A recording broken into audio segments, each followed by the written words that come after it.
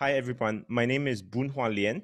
I'm currently based in Singapore, and I'm on faculty at the Yong Siew Toh Conservatory of Music, where I mainly conduct the new music ensemble there, which is called Opus Novus, and also teach conducting. And since COVID had struck us, I think in March, where the school has decided to announce kind of a shutdown, then everything kind of stopped. And during that time, at the very beginning, I was involved in some kind of virtual conducting master classes, which was organized within Singapore with kind of a small community, and we had invited some guests to lead the class, and it was an interesting kind of experiment to see how one can teach conducting through Zoom, Ooh, not through class, but through Zoom. wow. And I think there were a lot of different kind of communities doing these kind of things with I guess varying amounts of success. And so it was very interesting to see whether this virtual teaching for conducting is successful.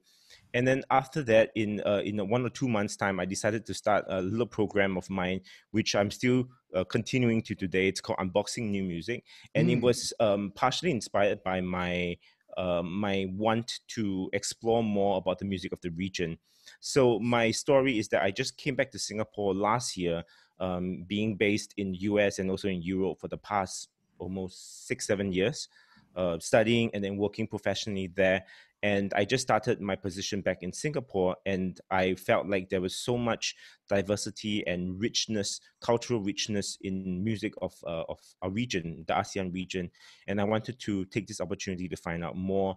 And so from this session, which is like an hour 15 minutes on every Wednesday night, um, I I interview a guest, a composer or a performer of contemporary music, and the subject matter is mainly contemporary music, because I think that's an area, at least in Singapore, that is not fully developed, in the sense that it's still quite niche, as mm. compared to in Thailand or in Philippines, where contemporary music is really a force to be reckoned with. And so this was inspired by my curiosity, and since I was going to meet these composers anyway for coffee, and like, why not do it online and share the whole Mm. experience with everybody, and inviting the audience also to ask questions. So there's this kind of live component where they feel like they're invested also in the conversation, and they could ask some of the questions that would be previously difficult if you don't see the person. If you send an email to a person, it's difficult, but whereas in a live chat and somebody asks a question, that could be addressed immediately. And so that was a really fun project that I'm still doing till today. And now with the school just reopening, Mm. it's a combination of doing some things online and doing some things in person, and I really do miss the human touch. Sorry for the very long introduction, but that's me in the past few months in a nutshell. All right. How many episodes so far for that unboxing program? So far, it's I have 20 episodes. This is 20 tonight's the episodes and 20th. all now available on YouTube. Yes, I see that. yeah. So I do it And on Facebook Live, because also for me, I have a bigger kind of audience space on Facebook, and then after I finish that, I try to put it on YouTube, so it could be hopefully disseminated even further. all right. Thank you so much. Thank you. So now, Dr. Pawasut, you, how's your microphone? Can you open your mic? Yep. And then, oh, we have Dr. Nipat join us now. พี่ต้นสวัสดีค่ะ Sawadee So I invite Dr. Pawasut Piriya Pongrat to introduce herself first, and Nipat, you will be soon after finish. Um, Hi, my name is Pawasut Piriyapangat. I'm a faculty member at our Faculty of Education or Music Education Department, Chulalongkorn University. Can you hear me okay? No, Okay. we still hear you echo, but it's better than.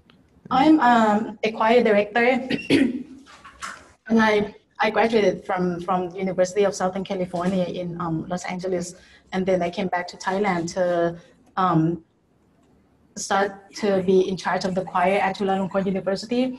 I also a former conductor for Thai Youth Choir and among other things. But as for the choral activity at Chulalongkorn University that we do, we have choir rehearsal regularly, and then we also have our initiative that we would promote choral education in Thailand.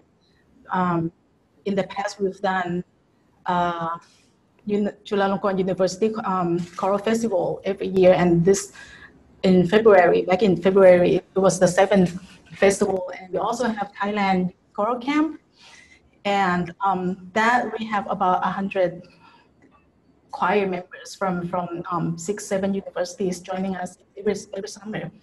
But all of that had to cancel. So during the COVID time, when I think it was back in February, around mid-February, the university announced that we should prepare to move classes online and try to adjust the evaluation instead of having like in-person exams where all the students come on campus sitting in one same room and then take their exam. The university encouraged us to change the mode of exam to maybe project or other kinds of assessment. And I think the university was quite proactive about this. By the time that the government announced the partial lockdown in about mid-March, the university already had supporting systems like online platforms and stuff like Zoom and Google Classroom and among other things. We already have all the systems in place. So it wasn't very difficult to move everything online. But as for part of my work at Chulalongkorn University is to work with Office of Art and Cultural Management, which is the office in charge of all the art and Western music, Thai classical music, and activities, and also operates museums and music libraries and many other things. So since we had to be under lockdown, the office couldn't offer any regular services. So things were canceled, like Chulalongkorn University Symphony Orchestra or CU Symphony. We scheduled to have a concert in the end of March that was canceled, and there was another big event, Pipat with Damban, which usually Princess Sirinthorn would come and join with Thai classical music masters in an ensemble to celebrate the foundation of the university. That would have been in late March as well, and that was also canceled. So we were sitting there at our homes for about a few weeks, and then we're like, what now? Because we always work on something, and then all of a sudden we found ourselves sitting on our couches with nothing to do. And what about our students? What about our audience? So we were talking among other office staff who like project manager to the office, and then we came up with this idea that we would have a live show. During the pandemic, we have to adjust many ideas of teaching music. For Kasetsart University, we always focus on the performance area. So we review our curriculums to add some technology subject to students. For example, how to use the camera effectively, how to use the microphone, how to do the online marketing, online broadcast. Those are the thing that we happen during the pandemics. Mm-hmm. So you also create an online program during this pandemic time. And Yes. very famous program I would like to share with our friend among the wind player all over Thailand. They keep follow your regular program. So วงโย Yeah. โมไปเรื่อย Uh-huh. that one. And Win's talk. The Winds Talk. Can you introduce more about that the Winds Talk program, please? Sure. The Win's talk. Wins is Win. yeah. Wins. WIND and WIN and WIN and wins. wins. Wins. Yeah. This is the community band that we found for the band director all over Thailand to come to play together, and then we have learned to each other. They have some communication from all over Thailand, from north, from south, from southeast, and from Bangkok area. And this community band, we always communicate through social media. And then during the pandemic, we try to communicate anything that happened during that time to them. So we create the Wins Talk program to communicate to the Win Band people throughout Thailand. And Wong Yo Mo Pai Lue is a program that organized by Dr. Surasi Chanoksukul, a colleague of mine from Kasetsat University. The trumpet player. Yeah. The trumpet player of Thailand Philharmonic Orchestra. Yes. Very successful program also, and I keep follow the regular talk, and then sometimes they invite the pop guys like Go Saxman to share his experience and encourage young saxophonists to learn something from his trip, and even invite his old friend from Chalerm Klung and other band. So this community is very strong, and you have a regular fan club follow this. Okay, so thank you, Ajahn Nipat, for Sure. introduce yourself. Anytime. Yeah, maybe I have to introduce myself also. At least, everyone you know very well. You know very well. Ajahn Bun Ho Liang not familiar with me. Okay, my name is Anant Nakong. I'm ethnomusicologist. It means that I usually work outside the school, and I meet people from different music culture, and I do many research on folk music, on the music of ethnic people, and wondering during the time of COVID-19 what happened to them. So I initiate the program with relate these people, the people who have no access to online culture like us, to be able to express their voice, their feeling, exchange their news, and I found that very interesting because people they're concerned about their not just their health but their culture, and especially the folk musician, the people who work with the traditional music side. And we know that in this Southeast Asia they call this music as a dying culture. So not just people dying, but the culture also dying. And during the closure of our countries, this performance, the tradition of their show, their music, even the learning thing have to stop, and the economics crisis from this folk artists become another serious problem. So I initiate the program to invite them, at least they have to meet their audience even online. And the difficulty is that our internet signal in this country is just ready for urban people. I mean, the Bangkok people or the big city.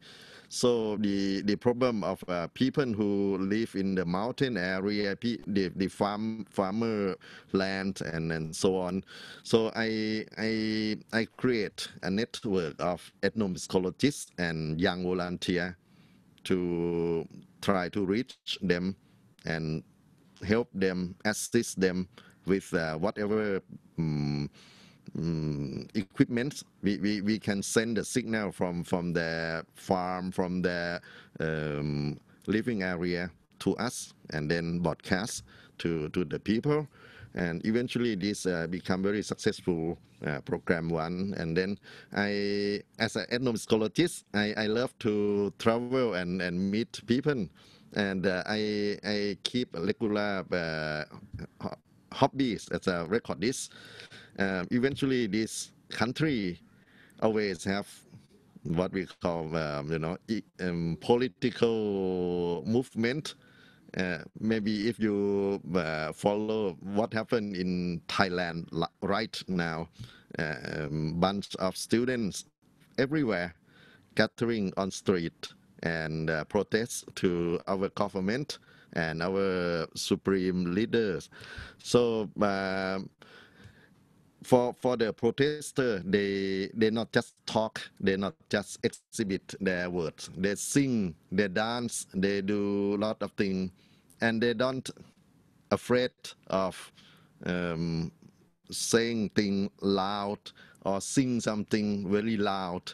And I feel that ethnomusicologists should do something. So I have another broadcast program from these protesters who not really afraid of COVID, not afraid of the situation. They really want to win from their idea. So I keep record them and broadcast sometime with another name. Not I don't use my Anand Nakong name for this because so many reasons. I still service to my university. I still receive the money from here and there. But I found that this is really fun for me to learn this sort of thing and share with people who probably not access to serious music, but the power of music in that politics scene is very interesting. And during this COVID, the protests still going on, the fighting still going on, and they always create a new kind of voice, a new kind of that sound to talk to our government. Probably I should not introduce me more in that area. I still want to keep myself, connect with this activity. But anyway, this is me. So I I do both academic and then the people to people activity with academic. All right. Okay. So among us, I know that we supposed to share the experience, the what we learned, what we have been done so far with the our music society, probably in different ways, different issue, but most of all we do positively hope that internet, cyber culture can still maintain the quality of music, the knowledge of music, whatever you call it, music education or not, but people realize the importance of music to their life and to their society and so far. Maybe I would ask back to Ajahn Nipat, since you still very fresh with that วงโยโมไปเรื่อย and then the win because I see that it is very impromptu, very impromptu. Absolutely. it's not really, set question answer or thing direct. It's very improvisation program, but it's really fun. Yes, yes, absolutely. Those questions are from the chat that during the live stream that from the audience that follow our program.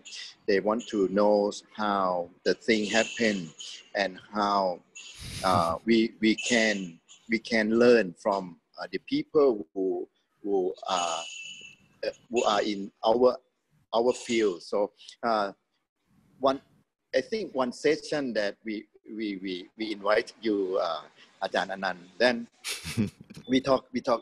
That's the consequence of Pachen Duriyang program, and Pachen Duriyang is very influenced to the Thai wind band medium. So we invite Ajahn Anand to talk about those, and then since Ajahn Anand talk about Ajahn Pachen Duriyang, and then the question from the audience asks about the background of Thai wind band history, and then we kind of extend to the other issue after that. Normally, our program is 1 hour, but when you join our program, it was 2 hours that day. I think, yeah, it was fun when we do it without script, without preparing, but it's very useful for the wind band medium people. Yeah. And then you have very good moderator. In fact, it's very impromptu, it's very improvised, but the moderator for this kind of live program play a very important role. Right. You are right. Yeah, I agree that the moderator is very important to put the questions, the important question, and how to encourage the participants to answer those interesting questions. Yeah. Ajahn Pawasut, you also moderate your own program, and you are producer of your program, and you are everything of your program. Yeah, kind of like that. But actually, we have another staff. Her name is Paradi. She manages the show. Actually, she would put together and learn all the platforms and everything. And I did the content part, and then I run the show. And we kind of decided on the topics together. Mostly the topics, like I mentioned earlier, that they are concerning Western classical music in some way, mostly. And then there were some shows that was on literature and Thai classical music as well. And the show with Ajahn Anand, it was about ASEAN music. So your assistant, Kun Paradi, helps a lot behind the scene. I don't have to worry about anything because she's like a perfectionist. She would have to learn everything and make sure that everything goes well. She would rehearse and everything, but still, because it's just the nature of the live show, things go wrong, and I don't let her think too much about it because things always go wrong, and I think our audience would be understanding that this is not what we do for a living. We are school teacher. I'm a choral conductor. I'm not a trained host or anything, but we took up this show, this responsibility, just because we want to do it, and no one wants to do it. So it's like, okay, Pawasut, you do it, and I'm like, okay. And and that's the reason that most of the shows were about classical music, because I'm not authoritative enough to run, say, Thai classical music show, because I don't think that I'm qualified, or I don't think I could ask good questions on those upper nature of the arts. Maybe your connection to people in Western music side is stronger than other area. Yes, But and what I can see, so far from your program, you're very nature, very um, very flowing. Mhm, mhm. Yeah. thank you. Dr. Bunhulian, you also moderate your own program and you are producer of all the issue that you put into your program. Can you share something with us, please? Yes, absolutely. Yes, I produce. I basically I'm a one man show with this program, but I think it's the process of learning that was really interesting. And I started to realize that you can really learn a lot from YouTube and Mm, Google, and just talking about just going online and searching about what equipment and how can I create a setup with the least amount of cost, because this is something in some ways it's like a hobby to do, but then it became like something that I'm really interested in. I wanted to find out more about, um, and I think the general direction for me in this program was really repertoire.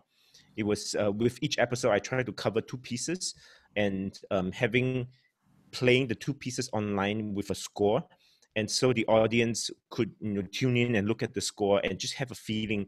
And with contemporary music, actually how the score looks is very, very interesting, because sometimes it's very, very traditionally notated and sometimes it's not. And so I thought that as the visual aspect of seeing the music in front of you was quite interesting.